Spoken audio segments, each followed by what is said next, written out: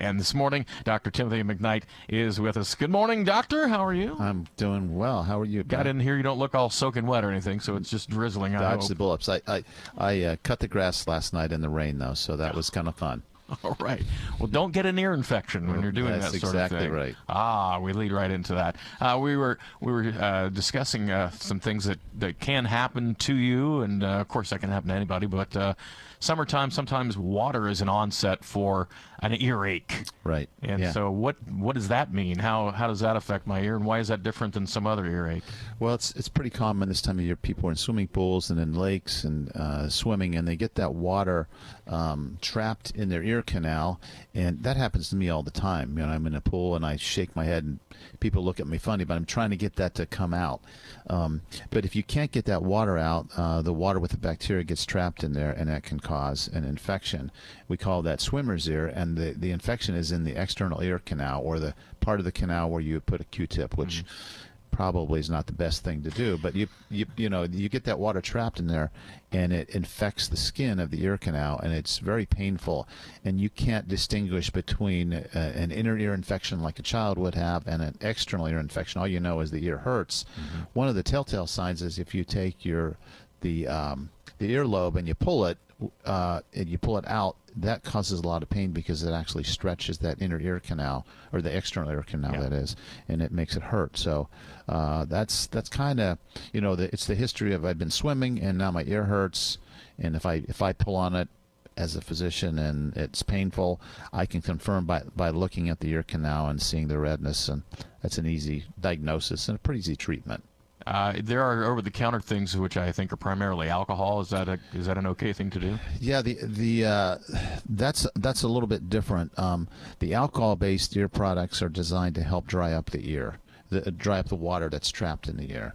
I've told people for years now, if you've got water trapped in your ear and you can't get it out, mix a little rubbing alcohol, maybe a 1-to-1 dilution with water, and use warm water with a little bit of rubbing alcohol. Drop that in, and that will help to dry out the trapped water. But you don't want to put a lot of alcohol in the ear because it'll really dry up it'll remove the wax that's there as a protective agent, and it'll dry up the ear canal and change the skin and make you more vulnerable. So just be careful you don't do that too often. The best treatment for swimmer's ear is an antibiotic drop. And so those are prescriptions. And if you see your provider or call the provider. We usually like to look at these ears, though, because as I mentioned to you before we came on the air, a lot of people have ear pain, and they'll call the office and say, I got an ear infection. Can you give me some antibiotics? Well, until we really listen to you, you can't distinguish between grinding your teeth causing ear pain, an abscessed tooth causing ear pain, an inner ear infection like children get, or a swimmer's ear, or maybe an earlobe infection from a ring or something. So, those are the reasons we really ought to see these to make the diagnosis. It's pretty simple, but it's important that we take a look at it. You did mention about the swimmer's ear over the counter taking away the earwax. So everybody's trying to get rid of their earwax, but we need earwax, right? Yeah, exactly. That's what people don't understand.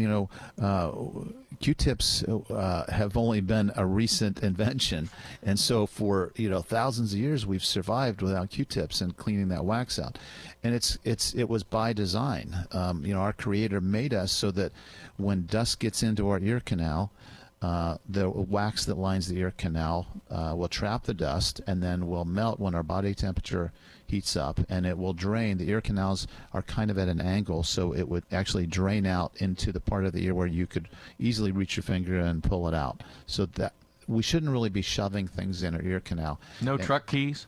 Probably not truck keys unless they're really small, right? So, but you just have to be careful, because what we see often in the office is people that do that, they come in and they can't hear, and they've got pain, and I look and there's a big wax ball in there, and those have to be irrigated out, and sometimes that takes some effort, but they're miserable until that happens. So yeah, it's probably not the best idea, and especially don't don't shove it too far in. Oh, for And sure. as I mentioned, some people have smaller ear canals than others. So people with the smaller ear canals, they don't have a lot of room. If you get a little bit of wax in there, it'll plug up.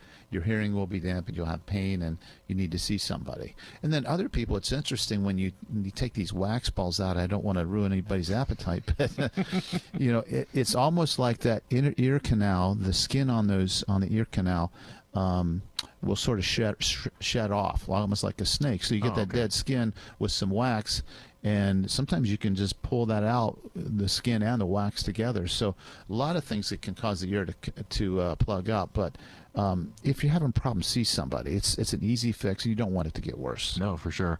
You talked about you're susceptible to swimmer's ear.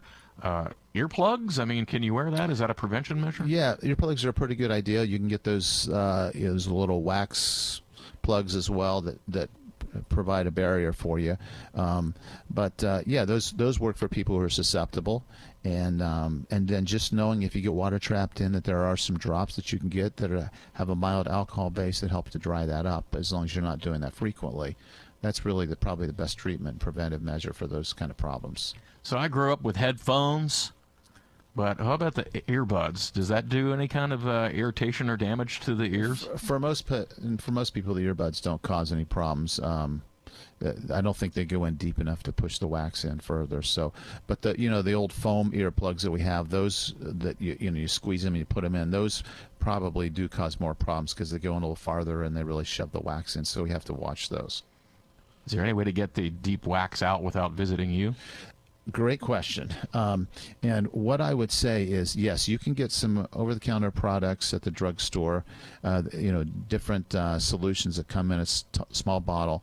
And I think the key when you use those is to heat those up under some running water. Make it warm, because the key is to get the wax to melt. The melting temperature for that wax is not. It's a little bit warmer than body temperature. So if you run it under warm water and you warm the bottle up and drop the wax, the drops in when that solution is warm, you're probably going to have better success helping to melt the wax. What you don't want to do is put anything cold in the air. If you put cold water or cold drops in, it can make you pretty sick to the point of vomiting and getting dizzy. So warm is the best, and that's probably the best way to do that. In the office, what we do is we'll take hydrogen peroxide and water, and we'll warm them up just a little bit warmer than body temperature, and we irrigate with that. And what happens is the peroxide will bubble and oxidize the wax and the other contents in the wax ball, and then a few rinses and it usually just drops right out. But most people don't have access to that. And again, peroxide is another over-the-counter product that it's very oxidizing. You don't want to use it too often, too frequently, because it can damage healthy skin.